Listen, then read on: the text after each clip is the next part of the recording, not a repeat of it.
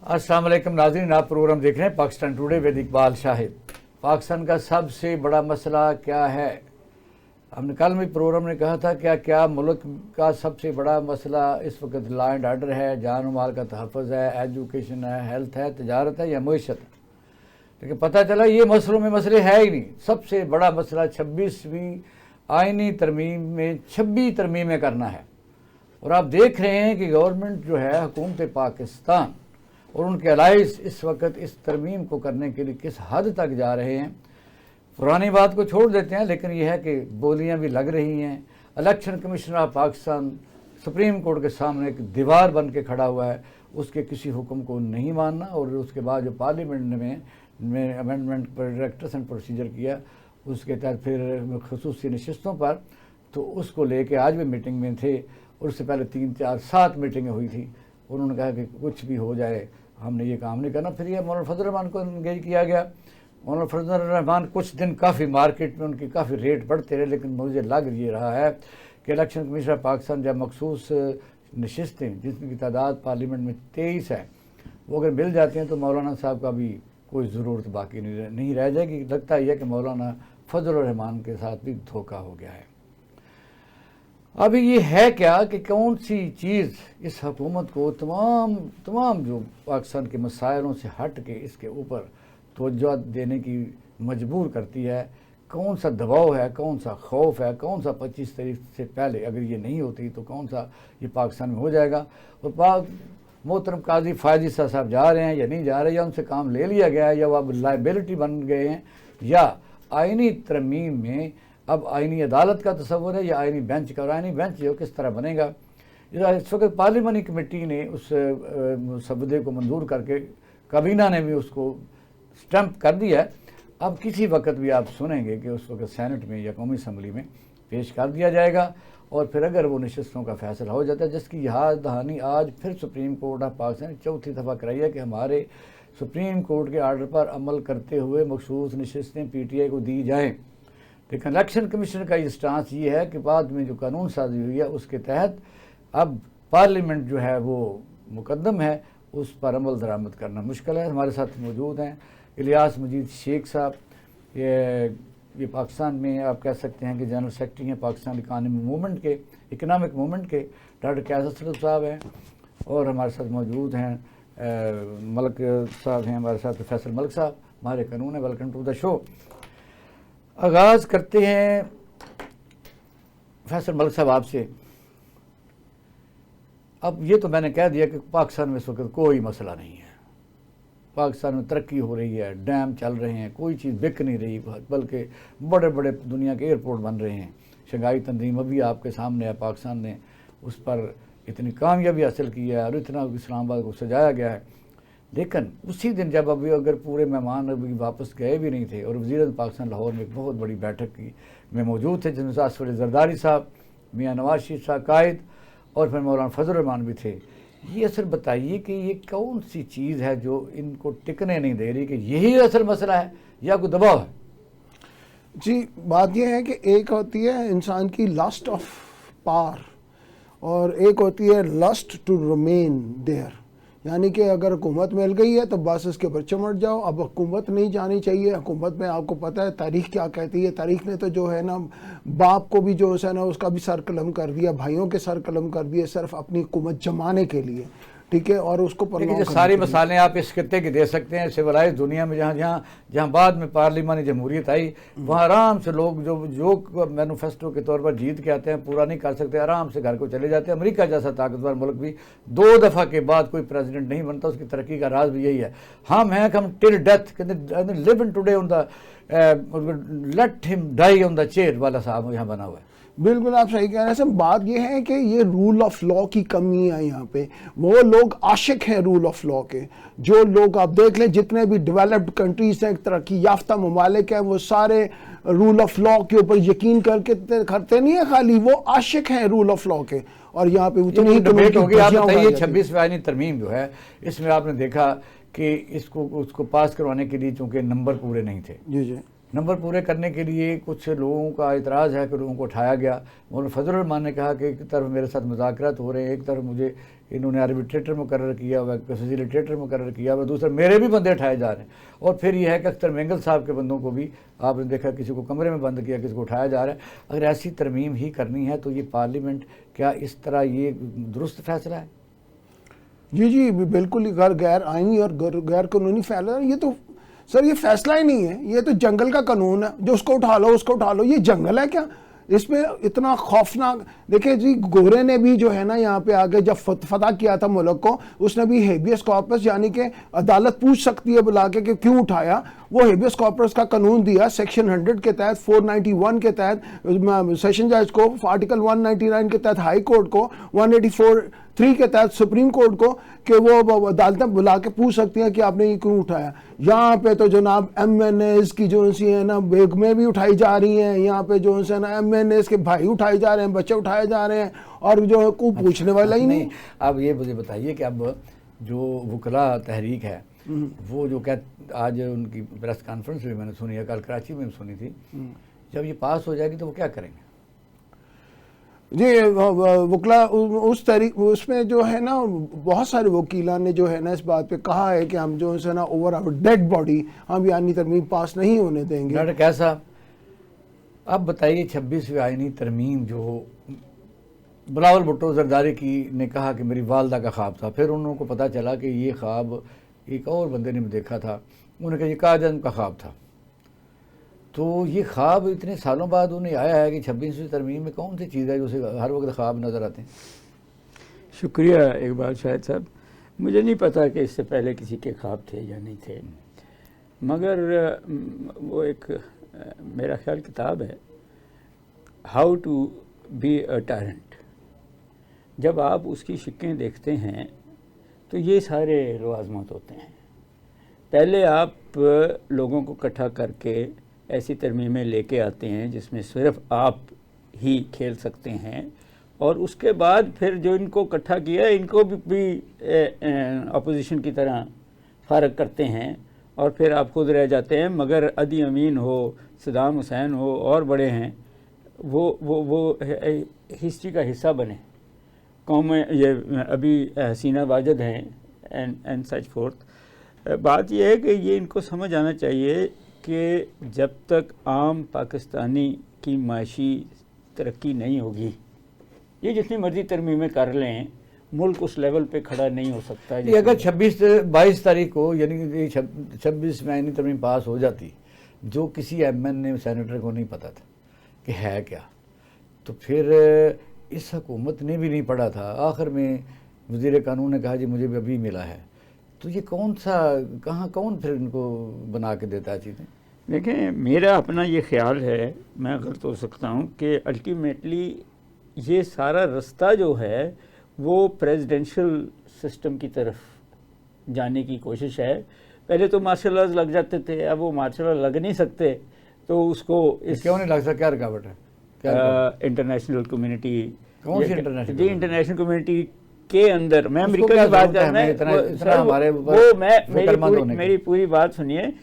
ان کے اپنی پارلیمنٹ کہتی ہے کہ آپ کے سارے دوستوں میں مارشل لا لگا ہوا ہے, تو آپ نام نہاد ڈیموکریسی تو بنائیں, باقی ترمیمیں کرتے رہیں, مگر فائدہ ہمیں ہونا چاہیے. مجھے نہیں پتا کہ وہ چینلز کیا ہیں, بٹ الٹیمیٹلی جو ہمیں اپنی معاشی صورتحال نظر آتی ہے, یہ ایس سی او بھی نظر آتی ہے, اور بھی بڑی چیزیں نظر آتی ہیں کہ ہم اگلوں کے کہنے پہ ریجنل کوپریشن ہی نہیں کر سکتے. تو یہ ترمیمیں کر لیں. اگر یہ جو ہے پی ٹی آئی کو مل گئیں عورتوں کی سیٹیں, تو وہ واپس ہو جائے گی. اتنی سی بات ہے نا کہ پھر 2/3 میجورٹی ان کی ہو جائے گی. ابھی بھی تو لوگ ان کو اٹھا رہے ہیں. ریاض مجید صاحب, اگر کوئی بھی امینڈمنٹ ہے یا یعنی ترمیم جس کو آپ کہتے ہیں وہ عوام کے لیے ہے, تو عوام کے لیے اس کو اوپن کیوں نہیں کیا گیا؟ بہت شکریہ اقبال صاحب. جو میں سمجھ رہا ہوں, میری جو ناقص رائے ہے اس میں یہ ہے کہ جو ایک سسٹم ہے, جو عدلیہ ہے, جو نفسا نفسی پڑی ہوئی ہے ملک کے اندر, اس کو کنٹرول کرنے کے لیے یہ 26 آئینی ترمیم لائی جا رہی ہے. چونکہ ججز حضرات جو ہمارے پاکستان کے ہیں ان کا کوئی چیک اینڈ بیلنس نہیں ہے. ان کے اوپر دیکھنے کے لیے کوئی ایسا سسٹم نہیں ہے.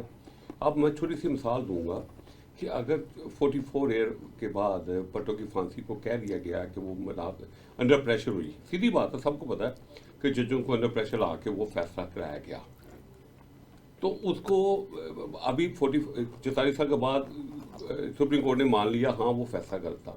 لیکن مسئلہ یہاں یہ ہے کہ ایک ملک کا اس سے ایک سسٹم برباد ہونا شروع ہوا، ختم ہونا شروع ہوا، ڈسٹرب ہونا شروع ہوا، جو آج تک سنبھل نہیں سکا، اور ججز کا کوئی چیک اینڈ بیلنس نہیں ہے. اور یہ جو میرے نقطہ نظر میں یہ اس نفسا نفسی کو ختم کرنے کے لیے اور ججز حضرات کے اوپر چیک اینڈ بیلنس رکھنے کے لیے یہ آئینی ترمیم ہے، تاکہ ملک کے اندر جو ملک میں ایک اور بات ہے 22 ستمبر کو اگر ہو جاتی تو قاضی فائزی صاحب جو اس ملک کے ظاہر ہونہار اور پاکستان کی ہسٹری میں بہترین انسان گنے گئے ہیں، جن کے سیاستوں کی وجہ سے پاکستان کا پٹھا بیٹھ گیا ہے، وہ آ جانے تھے. تو پھر دیکھیں بات سنیں کہ ملک میں کھلا جا رہا ہے، اس کو ساتھ ملک کے ساتھ ایک گیند کی طرح کھلا جا رہا ہے. ہر ادارہ اپنی لمٹ میں کام نہیں کر رہا، پہلی بات تو یہ ہے. ہر بندہ دیکھیں کہ جو آپ کے سامنے ہے، ہمارا جو 134 نمبر ہے شاید کوڈ کا سسٹم جو ہے دنیا میں، یعنی کہ آخری نمبر پہ ہے، اور جب کہ اس کا صرف بیسک وجہ یہی ہے کہ اس کے اوپر چیک اینڈ بیلنس نہیں ہے. اگر آپ کسی جج کے خلاف جاتے ہو تو جج کے خلاف جانے کے لیے فیصل صاحب بتا سکتے ہیں کہ پورا ایک ایسا سسٹم ہے جہاں کسی بندے کی اپروچ ہی نہیں ہے، کاروائی نہیں ہو سکتی. جو پاور ہے نا، پاور اس وقت جو جنگ ہو رہی ہے نا، وہ جنگ ہو رہی ہے پاور کے اوپر. نہیں، آپ کو کیا سمجھتے ہیں کہ یہ 26ویں آئینی ترمیم جو ہے یہ ججوں کو روک سکے گی اس طرح کے اختیارات استعمال کرنے؟ فرق پڑے گا، کیوں نہیں فرق پڑے گا، بالکل اس کمیٹی میں کون لوگ ہیں؟ دیکھیں بات سنیں، پارلیمنٹ مسئلہ یہاں اس وقت جو فائٹ چل رہی ہے میری نظر میں وہ پارلیمنٹ اور عدلیہ کی ہے، اور پارلیمنٹ اپنے آپ کو سپریم کروانا چاہ رہی ہے، بیچ میں عدلیہ رکاوٹ بن جاتی ہے، ضمانت پہ ضمانت لے کے، اور ملک کو کنٹرول نہیں کیا جا سکتا. آپ کو جہاں میں ایک بات کی حمایت کروں گا کہ اگر ہمارے پاکستان میں ضمانت اگر سپریم کورٹ فیصلہ کرتی ہے، نہیں سپریم کورٹ نے فیصلہ کیا ہے ایک مخصوص نشستوں کا، تو حکومت خود نہیں مان رہی سپریم کورٹ کو. میری بات سنیں، جب آپ کی پسند ناپسند آ جائے گی نا تو پھر یہی حال ہوگا ملک. 2018 میں جب ایک گورنمنٹ چل رہی تھی، ملک بھی ترقی کر رہا تھا، تو نیا تجربہ کرنے کی کیا ضرورت تھی؟ کیوں انہوں فریق بنے؟ اگر ان کی کیپبلٹی ختم ہوئی ہے تو یہ 18 میں کیوں فریق بنے؟ کیوں ایک کھلونے بنے؟ کیوں ان لوگوں نے آ کے ایک چلتا ہوا ملک کے اندر ایک بہانہ بنا کے ایک وزیر اعظم کو ڈسکوالیفائی کر دیا؟ میں میچ نہیں کر رہا اس وقت. اور اس سے کیا نقصان ہوا کہ ملک آپ کا سنبھل نہیں سکا. اس وقت 100 روپے کا ڈالر تھا یا 110 کا شاید ڈالر تھا، تو آج 280 روپے کا ہو گیا. تو اس کا ذمہ دار کون ہے؟ ہم اس ذمہ دار کو جب تک عدلیہ کورٹ میں نہیں آئے گا، کیونکہ کورٹ لے کے آتی نہیں اپنے بندوں کو. کہاں لے کے آتی ہے؟ جنہوں نے فیصلے کرنا ہے وہی نواب بنے ہوئے اپنی مرضی کے کر رہے ہیں، ملک کا کھیل رہے ہیں. جب دیکھیں ایک اور بات کروں گا، اگر ملک میں قانون ہو تو ملک کی یہ پوزیشن کبھی خراب نہ ہو. جب ایک لیڈر کوئی بھی ہو، کسی بھی جماعت کا ہو، جب وہ کہتا ہے میں آئی جی تو میں نہیں چھوڑوں گا، اسی وقت اس کو پکڑ لیا جاتا. تو یہ ہوتا ہے قانون.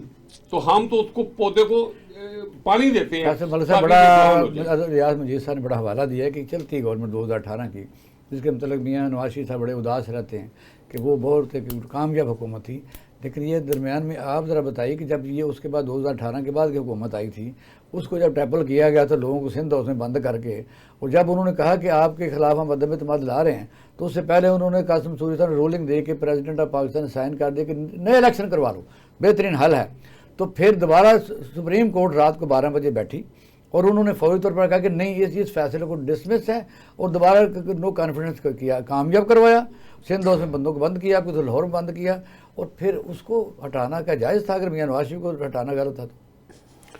جی اقبال بھائی، بات یہ ہے کہ جو شیخ صاحب نے بھی بات کی کہ عدلیہ کے اوپر چیک ہونا چاہیے. سر تو عدلیہ کے اوپر کیا اور کتنا چیک ہوگا کہ ماشاءاللہ کی حکومت تھی، اور بھٹو جیسے لیڈر کو جو ان سے ہے نا، وہ ماشاءاللہ کی حکومت میں جو ہے نا ان عدالتوں نے، ان ججز نے پھانسی دی صرف اپنے ڈر کی وجہ سے کہ یہ کہیں ہمیں کوڑے نہ پڑ جائیں اور ہمیں جو ان سے نا پھانسی پہ نہ چڑھا دیا جائے. इस हद तक जो है ना वो दबाव माशाल्लाह डिक्टेटर का होता है, खाली जो है ना आप क्या समझते हैं जो है ना सियासतदानों के ऊपर होता है, ये दबाव जो है ना माशाल्लाह का अदलिया का भी उससे डबल दबाव होता है। पर माशाल्लाह को रोकना किसने होता है? सियासतदानों ने। ये नेहरू था जिसने कहा था कि अगर उससे पूछा गया कि तुम्हारे अगर मुल्क में माशाल्लाह लगेगा तो तुम क्या करोगे, उसने कहा था सबसे पहले गोली मैं खाऊंगा। यहाँ पे तो जो है ना सियासतदान भाग के जो है ना वो अलाकार बन जाते हैं वो मिलिट्री एस्टैब्लिशमेंट के, और जो है ना माशाल्लाह का साथ देना शुरू कर देते हैं, और उसके बाद फिर वो कहर मचता है, वो कुरान मचता है जिसकी इंतहा कोई नहीं है। आप जो है अब का अगर वाकया ले लें, जो आपने जो रेफरेंस दिया नवाज शरीफ का भी, वो भी नवाज शरीफ भी खलाई मखलूक ही करते रहे, ठीक है ना, किया उन्होंने भी कुछ नहीं है। और उसके बाद जो आप बता रहे हैं कि उसके बाद जो गवर्नमेंट आई पीटीआई की, वो गवर्नमेंट भी उसके बाद रात को जो है ना बंदे उठाए। सर बात ये है एक लास्ट लिमिट होती है इंसान की कि इंसान जो उनसे है ना फिर अपनी इज्जत कहता है अच्छा यार मैं खुदकुशी कर लूँ, वो खुदकुशी है आपके सामने। 8 जजों ने जो है ना वो लेटर लिख के सामने आ गए कि जनाब हम क्या करें, हमें बताया जाए कि जो है ना हमारे बच्चे उठा लिए जाते हैं, हमारे भाई उठा लिए जाते हैं, हमें जो है ना हमारे बेडरूम में कैमरे हैं, तुम्हारे ड्राइंग रूम में कैमरे हैं। और जो है ना इस हद तक अगर जजेस जो है ना वो भी हाई कोर्ट के जजेस इस हद तक अगर कह दें तो फिर भी आप जो है ना अदलिया के ऊपर इल्जाम दे, अदलिया के ऊपर आप फिर मजीद मफलूज करना जा रहे हैं सियासतदानों के हाथों कि सियासतदानों का चेक हो, यानी कि जो है ना पहले चेक ऊपर से कहीं और से आता था, अब वो डायरेक्टली सियासतदानों का चेक हो, यानी कि मजीद जो सियासतदान जिनके चमचे बने हुए हैं ना 10% के, वो सियासतदान जो है ना अदलिया को कंट्रोल करें।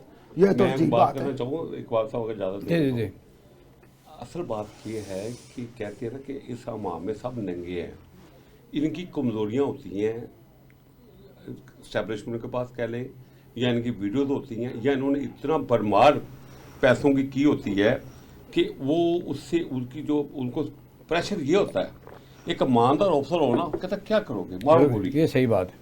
जो कमज़ोरियाँ होती है ना जिसकी वजह से ये ब्लैकमेल होती है, सिर्फ एक ही वजह होती है, ये कमज़ोरियाँ ना दें, ये ईमानदारी से काम करें। और देखें कितना 100 मोटर नोटिस लेते हैं जज बैठ के, कभी इन्होंने लिया कि कभी हमारा जो अवाम को क्या इंसाफ मिल रहा है, 40 साल मुकदमे ला रहे हैं, मुद्दई थक जाता है, ये फैसला ज़्यादा बेहतर जिन्होंने 100 मॉडल लिया था वो उसका तो बदनाम कर दिया आपने पकड़ के। मुद्दई पार्टी सुबह आती है, रात को 5 बजे तरीख मिल जाती है, वो कहती मुझे जान छोड़ दो, मैं माफ़ी मांग के अपना केस वापस लेती हूँ, मैं नहीं कर वोट।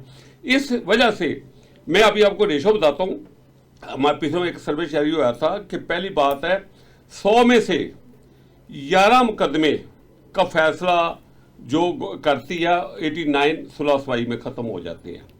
जब 11 मुकदमे भी वो पता नहीं क्या फैसले आते हैं। मुल्क में देखें इंसाफ होना चाहिए, 6 माह के अंदर आपके क्राइम ही खत्म हो जाएगा। तो जजेस बड़ा है मुल्क ठीक है होना चाहिए, तो जजेस बड़ा है मुल्क दुबई होना कैसे बात सुन लें कैसा आपसे सवाल ये अब रियाज मजीद ने ये कहा था कि ये जो फैसले नहीं हो रहे देखें फैसले नहीं हो रहे, और खासतौर पर रियाज मजीद की तरह बात सुन लें, वो ये कह रहे थे फैसले नहीं हो रहे, डिले बहुत ज़्यादा होते हैं, इसलिए ये आईनी तरमीम की गई कि ये एक अलहदा, पहला तो ये जो लिखा गया था मसवदा उसमें तो ये था कि अलहदा सुप्रीम कोर्ट होगी, वो आईनी जो है ना ये बड़ी ज़रूरत बन गई है, और बेनज़ीर का ख्वाब भी था, फिर कायदे का ख्वाब 55 मुल्कों में अब ये है, अब सूरत आ रही है कि हमें देखना ये है कि सुप्रीम कोर्ट में 149 केसेज हैं आईनी, उसके लिए पूरा पाकिस्तान बनाना चाहता है एक अलहदा अदालत। 26 लाख केसेज जो लोअर जुडिशरी में, उसके लिए तो उस तरमीम में कोई चीज़ नहीं थी। बताइए। देखें सर बात यह है कि मैं ज़रा बिगर पिक्चर आपको दिखाना चाहता हूँ। मेरा ये ख्याल है, मैं गलत हो सकता हूँ, कि 1947 में जो पहला कॉलोनाइजेशन से इंडिपेंडेंट मुल्क बना था वो ये था। आज उसके बाद कुछ 194 या 201 बन गए हैं। मेरा ये ख्याल है कि ये एक केस स्टडी है कि क्या कॉलोनाइजेशन के बगैर मुल्क इंस्टीट्यूशनल डेवलपमेंट करके, वो जुडिशरी की भी है, वो पार्लियामेंट की भी है, और वो एग्जेक्टिव की भी है, आगे चल सकता है और इकोनॉमिक ग्रोथ कर सकता है। ان دی کانٹیکسٹ انڈیا تو بہت ساری چیزیں کر سکا کیونکہ وہاں 200 سال سے کولونائزیشن آئی تھی, کچھ انسٹیٹیوشنز بن گئی تھی, اور نہرو جیسے اور لوگ بھی تھے. ہمارے جو کانسٹیٹیوشنل ڈیولپمنٹ ہے وہ تو فوجیوں نے یا ایوب خان نے, پھر ضیاء الحق نے, پھر مشرف نے ڈسٹرب کر دیا. اور وہ جو تو یہ ڈیموکریسی تو ابھی 3-4 سال کی بات ہے نا, جب سے مشرف گیا ہے اس کے بعد یہ ڈیموکریٹک حکومتیں چلی ہیں. تو ان کو ابھی اس لیول پہ جو ڈیموکریٹک نارمز ہیں, جو لا اینڈ آرڈر ہے, اور جو پرو پیپل ایشوز ہیں, ان سیاستدانوں کو, اور ٹو دیٹ ایکسٹینڈ دوسرے لوگوں کو بھی جو اپر کلاس سے آتے ہیں, ابھی یہ چلے گی یہ ساری کی ساری ایشوز. نہیں چلے گی تو صحیح, آپ کا مطلب یہ ہے کہ ٹائم تھوڑا یہ کہنا. نو میرا مطلب یہ ہے کہ اگر یہ ملک فیل ہو گیا تو دوسرے ملک بھی جو اس کے بعد انڈیپینڈنٹ لے کے آئے ہیں افریقہ کے, وہاں بھی نیو کلونیل سسٹم, ہم بھی تو دیکھیں نا نیو کلونیل سسٹم میں IMF سے پیسے لے کے ہم چین اور ایران سے دوستی نہیں کر سکتے, حالانکہ وہ ہمارے نیبرز بھی ہیں, ہمارے پارٹنرز بھی ہیں. میں ہندوستان کی بات نہیں کرتا اینڈ سچ فورتھ. تو یہ بڑا انٹرسٹنگ ہے نا کہ پیسے وہاں سے لینے ہیں, امریکہ سے اجازت لینی ہے, اور جو ہے رول اوور چین سے کرانا ہے. ان دی کانٹیکسٹ آپ سے آتا ہوں میں. میرا یہ خیال ہے کہ جب تک آپ, ٹھیک ہے جوڈیشری کا ایشو, ٹھیک ہے ایگزیکٹو کا ایشو, پارلیمنٹ کا ایشو, مگر جب تک آپ سالڈلی اکنامک گروتھ نہیں دیتے, وائڈ رینج اکنامک گروتھ نہیں دیتے, چیزیں اس لیول پہ یہ جو مرضی کریں, اوپر یہ کر دیا, یہ ترمیم کر دی, 18ویں ترمیم ہوئی, پروونسز کو چیزیں مل گئیں. کیا ملا ہے پروونسز کو؟ وہ نہ اپنا پانی سے بجلی نکال سک رہے ہیں, نہ ٹیکس ایگریکلچر کا لے رہے ہیں, نہ ایجوکیشن بچوں کو دی. تو کر لینا دیں ترمیم میں. سوال تو یہ ہے کہ لوگوں تک اس کا مراد کتنی. نہیں 18ویں ترمیم میں جہاں یہ بات ہے 57% آپ کا فیڈرل ریونیو جو ہے ان کو جاتا ہے, آپ کو پتہ ہے. اس طرح بلوچستان کوئی پیسہ نہیں لگاتا, سندھ میں پیسہ جاتا ہے تو میرا یہ خیال ہے یہ فیڈرل کا جو پیسہ ہے وہ تو وہ کھا جاتا ہے. سر بات یہ ہے کہ اس سے پہلے بھی کھاتے تھے, مگر الزام فیڈرل کو لگتا تھا. جب ترمیم ہو گئی اور پروونسز کو پیسے دے دیے تو اب بلوچستان نہیں کہہ سکتا کہ پنجاب کھاتا ہے یا سندھ کھاتا ہے. یہ ڈائلاگ تو آپ نے یہ کہا, آپ نے کہا جی یہ جو اس کے بعد جو ملک ہیں وہ بھی اسی کرائسس میں جائیں گے. وجہ یہ ہے کہ جہاں بھی انسٹیٹیوشنز کام نہیں کر رہے, all the rules are made for the people, جہاں انسانوں کی رائے کا احترام کیا جائے, جہاں بھی سیولائز دنیا میں کیا جائے, اور یہاں چونکہ ہے کہ اب یہاں نہ کو ووٹ کی حرمت ہے, اور ایک ہی ہمیں امید تھی کہ میاں نواز شریف صاحب ووٹ کو عزت دو کا بیانیہ لے کے آئے تھے اپنی ووٹ کا, تو پھر انہوں نے پھر کیوں کمپرومائز کیا. یہ ریاض مجید صاحب کس طرح پھر ہوا یہ بات؟ پہلی بات یہ ہے کہ جو ہمارا کہہ لیں کہ ملک کے اندر سب سے اہم چیز کسی ملک کو ترقی دینے کے لیے نمبر 1 ہوتی ہے انوائرمنٹ, نمبر 1 ہوتی ہے لا اینڈ آرڈر. اس کو ہم نے ختم کر دیا ہے. ملک کو اگر بہتر لے جانا ہے, ملک کو ترقی دینی ہے, اور ملک کو آپ یہ کس سے مخاطب ہے مجھے یہ نہیں سمجھ لگ رہی. پروگرام کا ہمارا جو مضمون ہے وہ سبجیکٹ ہی اور ہے. آج کی جو ڈیٹ میں سب سے جو برننگ ایشو ہے وہ 26ویں ترمیم. میں اسی بھی آ رہا ہوں. آپ یہ کہہ رہے ہیں کہ وہ ہونا چاہیے, وہ بندہ کہاں سے ڈھونڈیں گے؟ مجھے امپورٹ کرنا بندہ کہاں سے. آ رہا ہوں کہ آپ جو قانون سازی ہے نا, اس کو بہتری کے لیے ہونے دیں, ملک بہتر ہونے دیں. اس وقت جو گروپ بندی اس میں کیا چیز ہے, چلو مجھے آپ بتا دیں, آپ جو اس کی حمایت کر رہے ہیں 26ویں ترمیم میں عوام کے لیے کیا ہے, چلو بتا دیں. دیکھیں بات اس میں میں پہلے آتے ہی آپ کو بتایا کہ اس میں چیک اینڈ بیلنس ہے. کیا عدلیہ کا کیسے وہ اس کی اپیل ہی نہیں ہو سکے گی. دیکھیں جوڈیشری ہے, کیس تو لوگوں کے وہاں پھنسے ہوئے. پہلے مجھے بتائیں کہ عدلیہ نے کیا آج تک کیا یہ بات نہیں. 100 موٹر نوٹس میں بھی آپ نے سبجیکٹ پر رہے. میں یہ آپ کو پھر دوبارہ ریکویسٹ کرتا ہوں, اس طرح بات کو پھیلائے نا. میں یہ پوچھ رہا ہوں کہ 26 لاکھ کیسز جو جوڈیشری میں ہیں وہ عوام کا مسئلہ ہے, اس کے لیے تو کوئی آئینی عدالت نہیں ہے.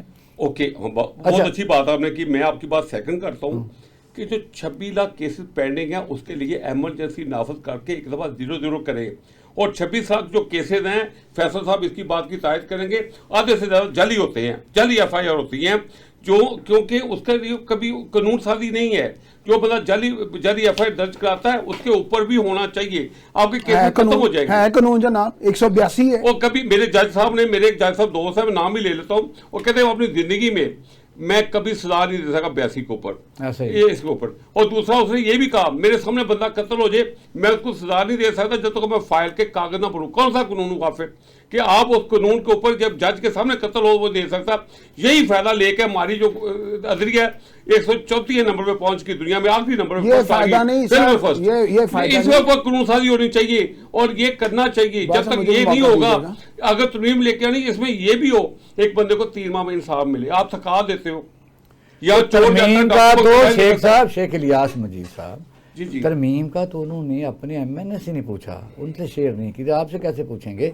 वजह यह है कि 26वीं आईनी तरमीम के लिए मैं ये सवाल कर रहा हूं, ये बात आपकी ठीक है, अवाम के लिए क्या है? अभी तो पब्लिश हुई नहीं है, हमें खुद नहीं पता क्या है। तो अगर आज बात आपकी ठीक है, मैं आपकी बात कहता हूँ ठीक हूँ, जो आपने बातें सुनी है, जो बातें पहुंची अब तक, पास क्या कर रहे हैं? अच्छा फैसल मलिक बात सुने। अब ये बताइए कि मौलाना फजल रहमान जो है, एक तो ये है कि एक स्कूल ऑफ थाट ये था, वो गालबन उसमें मैं भी शामिल था, कि 22 तारीख को जिस वक्त अचानक कहा कि रातों रात पास होनी है और MNA को 2-3 दिन के लिए वहाँ महबूस किया गया था, इवन देन वाशरूम में भी नहीं जा सकते थे, पीछे बंदा खड़ा रहता था, भाग ना जाए। बात नहीं थी। अब ये है, सुने ना शेख साहब, अब उस दिन अगर पास हो जाती ये आईनी तरमीम, तो आप देख सकते हैं कि इस हुकूमत का मुस्तकबिल क्या था, क्योंकि 63A का फैसला तो हो चुका, आदमी जहाँ मर्जी वोट डाल दे, और वोट किसने डालने थे वो आपको पता है कि कौमी असम्बली की लिस्ट से ही PTA के मेंबर को गायब कर दिया गया कि वो है ही नहीं, क्योंकि वो जमात ही नहीं है। सुन्नी था जो है वो वैसे इलेक्शन लड़ के कोई नहीं, टोटल 80 बंदे जो हैं वो आज़ाद हैं और आज़ाद वोट दे सकता है। फिर यह है कि मेरा ये ख्याल था कि मौलाना फजल रहमान साहब ने मुस्लिम लीग नून और पीपल पार्टी का काम किया और उन्होंने इनडायरेक्ट उनसे रब्ता किया कि हमें बचाओ, क्योंकि अगर कल को ये जो हुकूमत चल रही है, हो सकता है कोई तीसरा डार्क हार्स आके वो उसको कोई ताकतवर मुक्तदरा खड़ी कर दे तो वोट तो मिल जाने हैं। तो ये फैसिलिटेटर थे मुझे अपना मौलाना फजल रहमान या क्या थे? सर जो है ना 63A का जो फैसला था, ये फैसला जो है ना सर, एक तो होता है ना फैसला आइन और कानून के मुताबिक हो, ये आइन और कानून से मुताबिक से अगली बात थी। ये फैसला इंतहाई घटिया फैसला है, पूरी दुनिया में इस कानून जो उनसे ना फैसले का मजाक उड़ रहा है, लोग बातें कर रहे हैं कि आप जो उनसे है ना इसको बकायदा जुर्म जो उनसे ना 63A एक आर्टिकल में लिखा है कि वो डिस्क्वालीफाई हो जाएगा। इसका मतलब है कि ये जुर्म है, आप जुर्म को जो उनसे ना होने देंगे? दुनिया में कहां पे ये लॉ है कि आप जुर्म को होने दें, उसके बाद जो उनसे है ना आप सजा दें? वो आप अगर कोई जुर्म हो गया है दुनिया में तो ये कानून है कि उसको अंडू किया जाता है, उसको रिवर्स करने की कोशिश की जाती है, उसको उस जुर्म के। इससे आगे अमेंडमेंट अमेरिका में आई है, वो ये है कि अगर खतरा किसी मुल्क से हो जी जी, तो उस खतरे को अगर आप कंफर्म करते हैं तो उसके हमले का आपने इंतजार नहीं करना, अब वहाँ जाके आपने इंटरवेंशन करनी है। तो मसला ये है कि जुर्म अगर हो गया, बंदा सामने पता चल रहा है मर रहा है, उसको फायर करेगा तो उसको रोकना नहीं चाहिए। तो बात ये तो यही है कि जनाब गोली मार लो आप तो बाद में फांसी लगाएंगे। अब आते हैं, चलो चलता रहेगा अगले प्रोग्राम तक। रियाज मुझे सही बताइए, शंघाई की जो कॉन्फ्रेंस हुई है उसके आप कितने पुरुमीद हैं? वो जो अलामिया देखें जी, कोई भी अगर कोई मीटिंग, हमारी बिजनेस मीटिंग होती है, कोई भी बात होती है, सबसे पहले चाय के ऊपर होती है, गेट टुगेदर होता है। मैं कहता हूँ इससे मुल्क का 100 बेहतर हुआ है।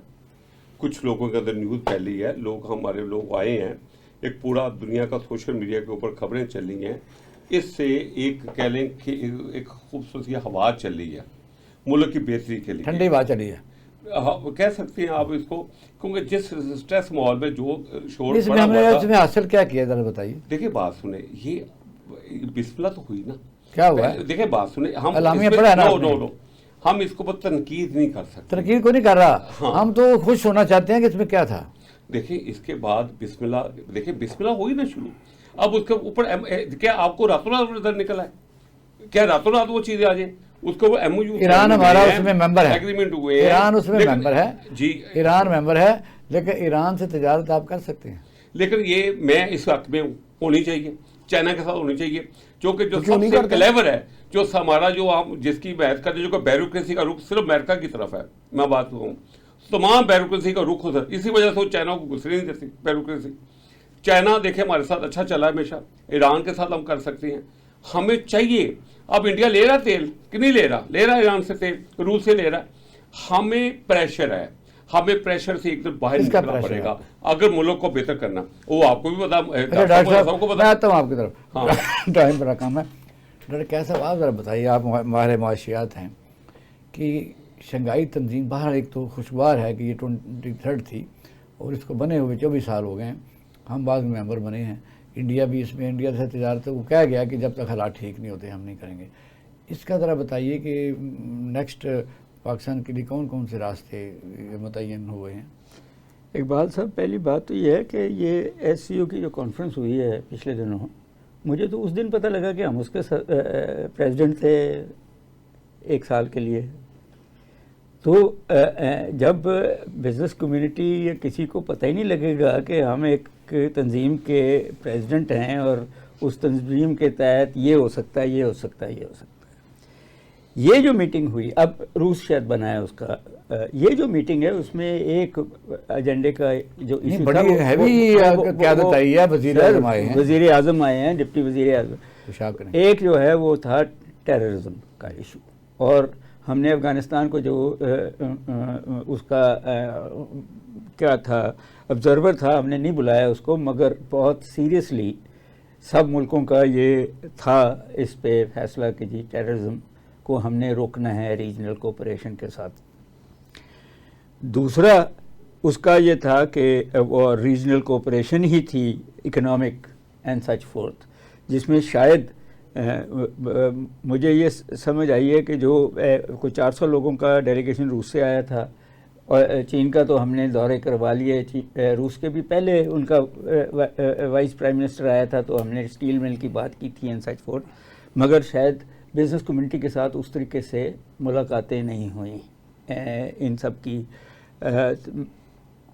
تیسری بات، چائنا کے وزیر اعظم کا تو یہ دورہ بن سکتا ہے کہ وہ ڈائریکٹلی بھی دورہ تھا اور ایسوسیشن جی، اور وہ اس نے تو یہ سی پیک 2 کو تیز کرنے کے لیے اس میں بہت کام کیا ہے۔ اور تیسری آئی بات، ایم ایف نے جو کہا ہے کہ سی پیک کے 8 جو پروجیکٹ ہیں بند کریں، وہ اس نے جو شرائط رکھی ہے، پھر 130 بلین روپے کے نئے ٹیکسیں لگائے جائیں، آئی ایم ایف کی شرائط میں ہے۔ جی آئی ایم ایف یہ کہتا ہے کہ جو پیسہ آئی ایم ایف دے گا وہ سی پیک پہ نہیں لگائے گا، ہاں، مگر آئی ایم ایف کا یہ بھی ہے کہ جی آپ نے جو چین سے پیسے لیے ہوئے ہیں وہ ہمیں دکھائیں اور رول اوور کریں۔ تو ایک طرف چین سے ڈائلاگ بھی کرنا چاہتے ہیں۔ بات یہ ہے کہ تیسری جو بات تھی وہ روڈ اینڈ بیلٹ انیشیٹو تھا، جس کے اوپر یہ سارے بہت متفق ہوئے ہیں، اور نیچرلی وہ روڈ اینڈ بیلٹ پاکستان کے تھرو ہی جاتی ہے، اس میں ہندوستان کا کردار کوئی عجیب و غریب قسم کا ہے۔ ایک تو وہ دوسری طرف بیٹھا ہے، دوسرا وہ امریکہ کی اور جاپان اور انگلستان اور آسٹریلیا کے ساتھ چین کے خلاف وہ بھی ایک اسٹریٹجک اس میں بھی ہے۔ نہیں، اس میں کوئی راستے متعین کیے گئے کہ یعنی جو ڈیلیگیشن کی اس کے بعد ملاقاتیں ہوں گی، اس کو فالو اپ کیا جائے گا، وہ کیا ہے؟ میرا خیال ہے کہ بالکل ایٹ لیسٹ یہ جو ہے روڈ اینڈ بیلٹ انیشیٹو میں یہ اس کے اندر بالکل تعین ہوگا، اور ٹیررزم کیا آپ کو لگا یہ دونوں باتیں ہر ایک ہماری اعزاز کی بات ہے، کیا لگا؟ سر شنگھائی جو کانفرنس تھی اس کے جو ہے نا پرسپیکٹو اگر جو ہے نا دیکھا جائے تو ان کے درمیان جو ہے آپس کے میں ملکوں کے اندر جو ہے نا وہ آزادی ہونی چاہیے تھی، لبرٹی کو وہ جو ہے نا فروغ دینے کی بات کرتے آپس میں تجارت کے اوپر۔ جب جو ہے نا تجارت میں فروغ ہوگا، جب تجارت میں لبرٹی ہوگی، جب اس کے ساتھ بھی بہت سارے معاملات سیکیورٹی اور سینکشنز جو ہے نا مغرب سے اور جو سی آتی ہیں ان کو جو ہے نا کرٹیل کرنے کے لیے، ختم کرنے کے لیے جو ہے نا کو اقدامات جو ہے نا اگر اٹھائے جاتے اور آپس میں جو ہے نا وہ ریاض میں جیسا لاسٹ کمنٹ بتائیے کہ روس کے ساتھ ہمارا اس میں یہ بات ہوئی ہے کہ وہاں کی فلائٹیں شروع کی جائیں گی، وہاں فلائٹیں آپ لوگ جا کے کوئی کون سا سامان خریدیں گے؟ ہمیں دیکھیں جو کنٹری کھلتی ہے نا بڑا کچھ ہے، پاکستان یہاں سے بہت اچھی ایکسپورٹ کر سکتا ہے، اور وہاں دیکھیں پاکستان سے دیکھیں بسم اللہ شروع ہوتی بزنس سے، ان کے پاس گرم سی نہیں ہے، گرم ہمارے پاس ہے. اس کے لیے تو اس نے فائٹ کی. آپ کو سب کو پتا ہے کہ اس نے گرم پانیوں کو پہنچنے کہ کیا کچھ نہیں کیا. اب اس کو ساتھ ہم اٹیچ کریں. دیکھیں جائیں گے روس بہت بڑی معاشی قوت ہے. روس کے ساتھ دیکھیں دنیا کا آیت دیکھ لیں، گیس دیکھ لیں، روس ایک بہت بڑی مارکیٹ ہے. اور اس میں دیکھیں ہمارے پاس لو لیبر اس وقت دنیا میں سب سے کم لیبر کا ریٹ پاکستان میں ہے. چائنا کبھی پیچھے ہوتا تھا، وہ اس کی بھی لیبر ریٹ اوپر چلے گی. صرف گورنمنٹ کو پالیسیز اچھی بنانی چاہیے، بزنس کمیونٹی کو اعتماد میں لینا چاہیے، چونکہ ہر چیز کی بیس ہوتی ہے بزنس. تو میں سمجھتا ہوں کہ ملک ہمارا بہت ترقی ہے، بہت ترقی کر سکتا ہے، لیکن ہمیں ٹائم ختم ہو گیا. ناظرین آپ ہمارا پروگرام دیکھ رہے تھے. جس طرح ہم کہتے ہیں کہ آپ بہترین جج ہیں. کل ایک نئے موضوع کے ساتھ آپ کی خدمت میں حاضر ہوں گے. اپنا خیال رکھیے گا. پاکستان زندہ باد.